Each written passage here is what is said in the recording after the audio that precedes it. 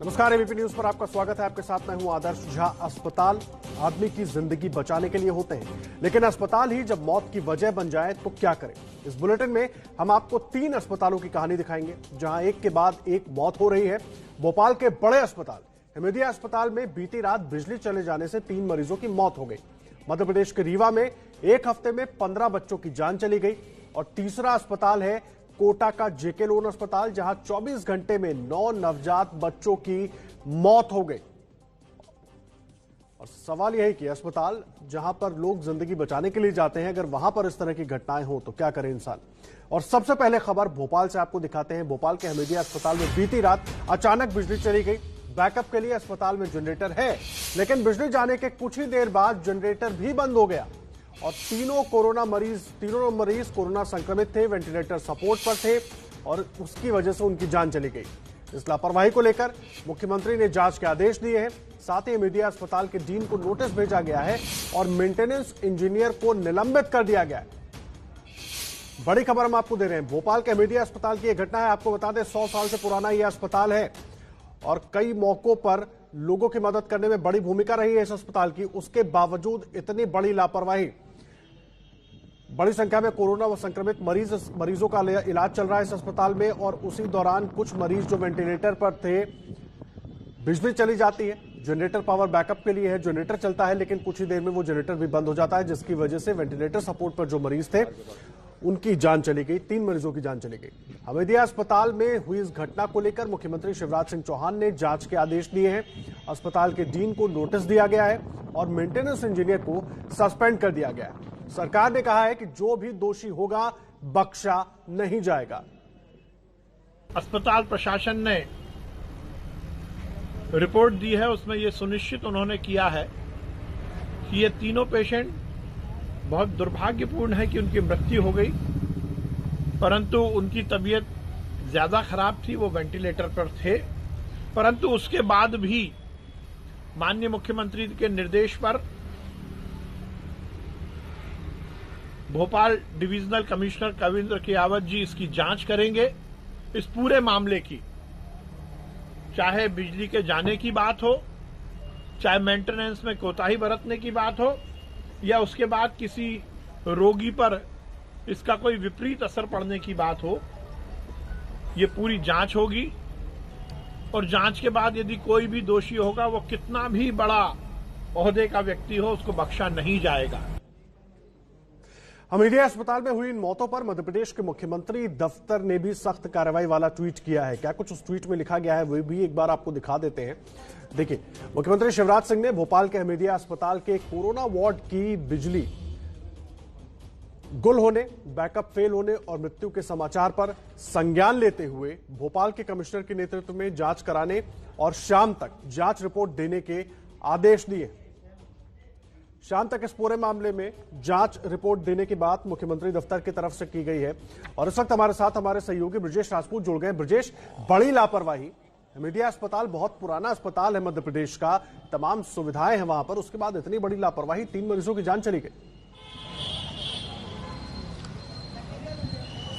निश्चित ही आदर्श, बहुत ही हैरानी वाली खबर है ये कि जिस तरीके से अभी तक तो हम लोग मध्य प्रदेश में और दूसरे जिलों की अस्पतालों की खबरें दिखा रहे थे, चाहे वो शहडोल हो या फिर रीवा हो, जहां पे अस्पतालों में लगातार बच्चे मर रहे हैं। मगर जब भोपाल के सबसे बड़े सरकारी अस्पताल हमीदिया अस्पताल के कोविड वार्ड में इस तरीके की लापरवाही हो जाती है कि कल शाम को 5:30 बजे जो यहाँ की बिजली गुल होती है, पावर बैकअप थोड़ी देर के लिए आता है, 5 मिनट के लिए आता है और फिर अचानक पावर बैकअप भी चला जाता है और इस दरमियान तकरीबन 1.5 घंटे तक अफरा तफरी की स्थिति बनी रहती है। जो मरीज वेंटिलेटर पे थे उनमें हाहाकार बच जाता है कि आखिर अब होगा क्या। और अब इस पूरे दरमियान तकरीबन 3 मरीजों की हालत बेहद बिगड़ गई और उसमें 3 मरीजों ने थोड़ी देर बाद ही दम तोड़ लिया। मैं आपको बता दूं कि मैं वहीं खड़ा हूं, ये मेरे पीछे हमीदिया अस्पताल है और ये हमीदिया अस्पताल का एक कोविड वार्ड है। ये पूरा कोविड वार्ड है, वहां पे तकरीबन 64 मरीज भर्ती हैं। इन 64 मरीज में से जो 11 हैं वो आईसीयू वाले हैं, आईसीयू में भर्ती थे। उसके बाद ये हादसा हुआ। और इसके पास ही, थोड़े पास में ही, इस बिल्डिंग के पास में ही जनरेटर रखा हुआ है। ये वो जनरेटर है जिसके मेंटेनेंस के नाम पे हर साल लाखों रुपए खर्च होते हैं और इस मेंटेनेंस के लिए हर दिन 20 लीटर पेट्रोल डीजल दिया जाता है। मगर जब इसको चलना था तब ये जनरेटर चला नहीं और जनरेटर ले देके पूरे मेंटेनेंस की गड़बड़ी के चलते, लापरवाही के चलते 3 मरीजों को अपनी जान गंवानी पड़ी। और ये जब भोपाल में ये आलम है तो मध्य प्रदेश के दूसरे जिलों और शहरों में क्या आलम हो रहा होगा इसका अंदाजा लगाया जा सकता है। सरकारी अस्पतालों की अव्यवस्थाओं पर हमेशा उंगलियां उठती हैं, मगर जब भोपाल के सबसे बड़े हमीदी अस्पताल में ये हाल है, ब्रजेश, आप दूसरे जिलों की बात कर रहे हैं कि जब भोपाल का ये आलम है तो दूसरे जिलों का हाल क्या होगा। आप रहे हमारे साथ, अपने दर्शकों को मध्य प्रदेश के दूसरे जिलों का हाल भी दिखा देते हैं। अब जो खबर हम आपको दिखा रहे हैं वो रीवा से है। वहां के संजय गांधी अस्पताल में भी पिछले 1 हफ्ते में 15 बच्चों की मौत हो गई है, लेकिन अस्पताल प्रबंधन मामले को बिल्कुल गंभीरता से नहीं ले रहा है। परिजनों के मुताबिक डॉक्टरों की लापरवाही के चलते एक दिन में 3-4 बच्चों की मौत हो रही है, लेकिन उसके बाद भी अस्पताल प्रबंधन मामले को गंभीरता से लेता हुआ नजर नहीं आ रहा है। बहू का डिलीवरी हुआ था परसों, 6 बज के 45 मिनट में। मेरे को बोला कि आईसीयू में ले जाओ, यहाँ ले आया। यहाँ बोलते थे तुम्हारा कोई काम नहीं, गेट के बाहर जाओ। और हम लोगों को अंदर नहीं जाने देते थे बच्चा देखने के लिए। बोलता है इन्फेक्शन हो जाएगा और पता नहीं क्या क्या दवाई किए हैं कि बच्चा मेरा एक्सपायर हो गया। बोलते थे कि तुम्हारा बच्चा स्वस्थ है, अच्छा है, कुछ नहीं है। कल मेरे को 12 बजे से बोल रहे कि ब्लड चाहिए। 2 बजे रात जब आए तो हम बोले कि ब्लड निकलवा के डलवाओ। बोलते तो बोलता है कि अब काम नहीं आए। क्यों काम नहीं है? तो क्यों मेरे को परेशान किया गया? मैं परेशान हो गया और लास्ट में मेरे को बॉडी दे रहे हैं।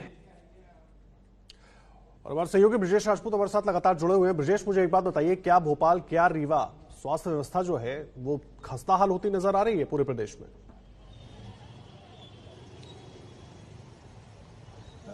देखिए, अभी हम रीवा की अस्पताल की बात कर रहे हैं। कुछ दिनों पहले शहडोल का जो सरकारी अस्पताल था वहां जो नवजात बच्चों की मौत का भी 18 नवजात बच्चों की मौत का मामला आया था पिछले 2 हफ्ते के अंदर।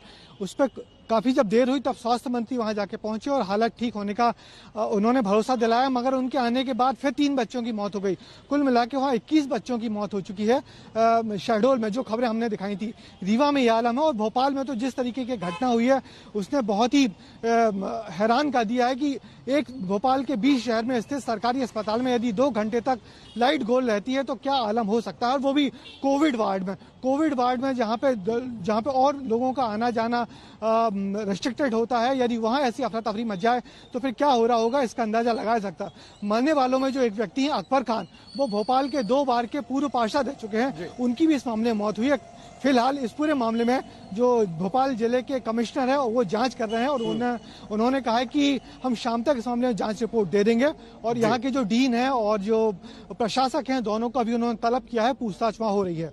आदर्श जी ब्रजेश, बहुत धन्यवाद आपका इस पूरी जानकारी के लिए। तो मध्य प्रदेश के अस्पतालों का हाल आप देख रहे थे और देखिए अब आपको तीसरे अस्पताल का हाल दिखाते हैं। कोरोना की महामारी है और ऐसे में सिर्फ मध्य प्रदेश में ही अस्पतालों का हाल बेहाल नहीं है, राजस्थान का हाल भी अब आप जान लीजिए। पिछले साल 1.5 महीने के भीतर 100 से ज्यादा नवजात बच्चों की मौत के बाद भी राजस्थान सरकार ने शायद कुछ नहीं सीखा। कोटा के उसी अस्पताल में फिर 9 मासूमों की मौत से हड़कंप मचा हुआ है।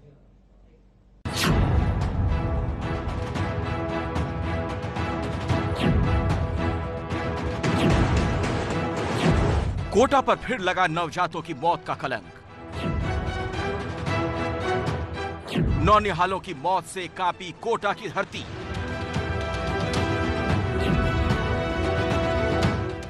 जेके लोन अस्पताल में 24 घंटे में 9 नवजातों की मौत।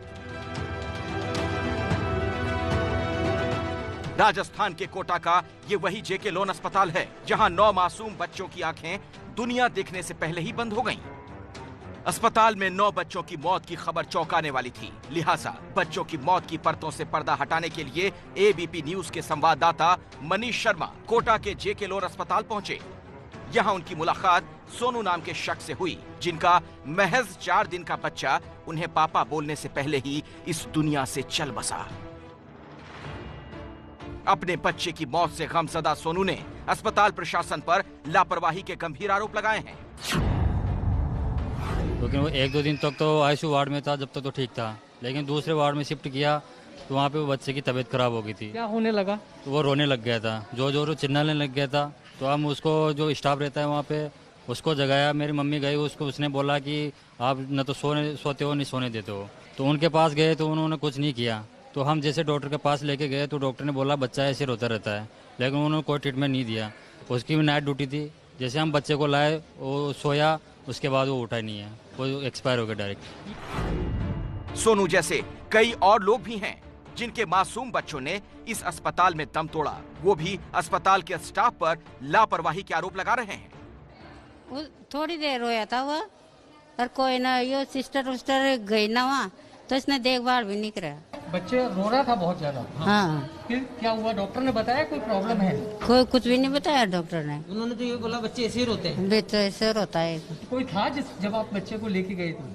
कोई नहीं, एक मैडम थी वहाँ। तो वो स्टाफ ही था? वही स्टाफ ही था। उन्होंने भेज दिया वापस? हाँ। तो बच्चे ऐसे ही रोते हैं? बच्चा ऐसे रोता है। संवाददाता मनीष शर्मा ने पिछले साल भी इस अस्पताल में चल रही बद इंतजामी की तस्वीरें दिखाई थीं। साल बदल गया है, लेकिन कमोबेश हाल वही के वही है। किस तरीके की सुविधा है उसका नजारा है NICU के जरिए। आप देख सकते हैं कि ये वार्मर लगे हुए हैं जिनमें छोटे छोटे बच्चे जो 1 या 2 दिन के पैदाइशी होते हैं, लेकिन एक वार्मर में एक ही बच्चे को रखा जाना चाहिए। इस वक्त हम देख सकते हैं कि कुछ वार्मर ऐसे हैं जिनमें 1 से ज्यादा बच्चे हैं। स्थिति तो कभी ये तक होती है कि एक ही वार्मर में 3-3 बच्चे रखने पड़ते हैं, जबकि दूसरी तरफ कुछ वार्मर खाली पड़े हैं। ये वो वार्मर हैं जो कि खराब पड़े हैं। ऐसे में पैदाइशी बच्चों के लिए इलाज कितना मुश्किल होता होगा इसका अंदाजा लगाया जा सकता है, क्योंकि वार्मर खराब पड़े हैं और ऐसे में एक ही वार्मर में 2 से ज्यादा बच्चों को भी रखना पड़ता है। JK लोन अस्पताल पर इस साल भी गंभीर आरोप लगे हैं। बच्चों की मौत और अस्पताल पर लापरवाही के आरोपों के बारे में जब अधीक्षक डॉक्टर SC दुलारा से सवाल पूछे गए तो उन्होंने इस पर जो ज्ञान दिया उससे इस अस्पताल के हाल का अंदाजा लगाना आसान हो जाएगा। जहाँ जन्म होगा, जन्म के साथ मृत्यु भी जुड़ी हुई है। कभी मैं भी कई बार ये सोचता था, लेकिन मैंने कई बार गौर किया। कभी अखबार में तो कभी डेथ रोड एक्सीडेंट की खबर नहीं आती थी, और कभी आती है तो एक साथ एक ही बस से 50 डेथ हो जाती हैं। ये रैंडम है सर, कभी 2 कभी 50, कोई फिक्स नहीं होता। लाइफ और डेथ भगवान के यहाँ नियत है, कभी 2 है, कभी 50 है, कभी 0 है, सब भगवान के यहाँ नियत। आप बार बार कह रहे हैं जीवन मरण होगा, जीवन भी होगा तो मरण भी होगा, भगवान के हाथ में है, लेकिन भगवान तो आप हैं। नहीं, ये हमारा प्रोफेशन है। किसने कहा भगवान है? Who told? हमारा काम है।